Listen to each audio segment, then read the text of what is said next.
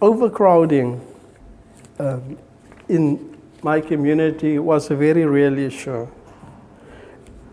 And overcrowding was directly as a result of the lack of access to land. During one exercise of distributing pamphlets, we came across a household that housed 27 people in a 2-bedroomed house. People explained that they were taking turns sleeping. They had shifts. Some had to sleep in the afternoon, others had to sleep, go to bed late in the morning, etc. But you can imagine the social impact it had on that family. There was one kitchen with 3 women in it. There were young children, girls and boys, growing up in 3 different families. The husbands would prefer to be outside of the house because of the overcrowding and the frustration. The women had to struggle to keep peace between the children and between the families. It was just very, very difficult to live in those circumstances. Also during one of these exercises, or during one of these campaigns, we came across a mother that was feeding a baby, crying baby, newspapers. And she said that maybe when her husband comes home from sea, he'd bring some fish and there'd be something to eat. And that's just to demonstrate the level of poverty and the challenges and the struggles that people in that community faced. And with the lack of access to land, overcrowdedness and social ills just grew out of hand, completely out of hand. Now, Hout Bay was an area of very extremes. It was an area where super rich people lived, and it was an area where the most extremely impoverished people lived. In terms of the then Group Areas Act of 1950, the area was declared a white area and a so-called colored area. There were no space for black Africans to live. More than 3/4 of the land was set aside for white people to live in.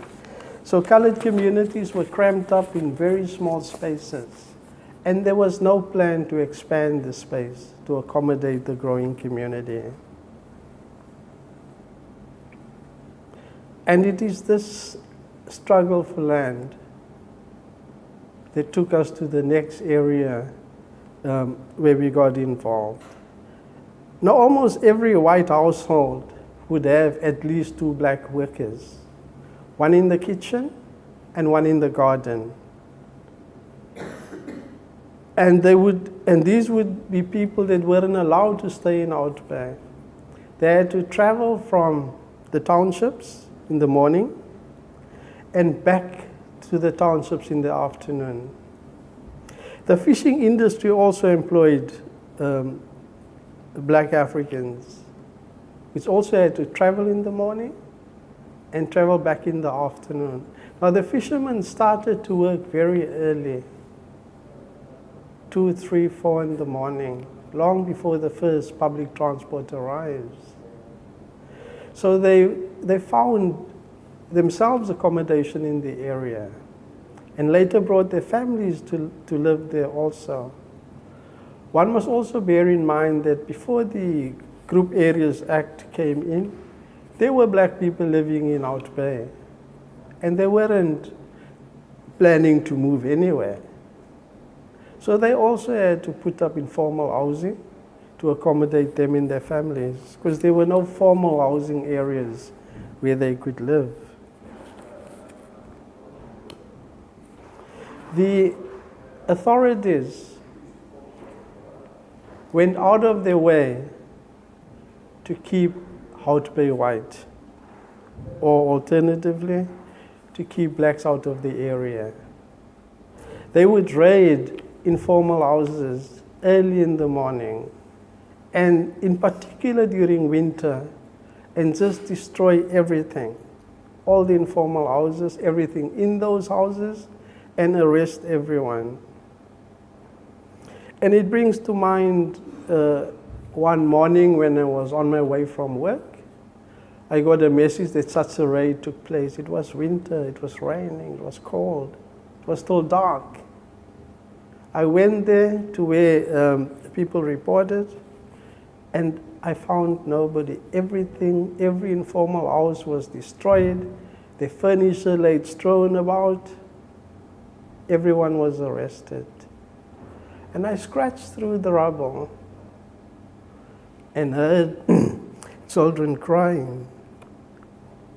So I investigated and found about 20 children between the ages of 3 and 9, huddled together under a bush. They were scared, they were cold, and they were angry.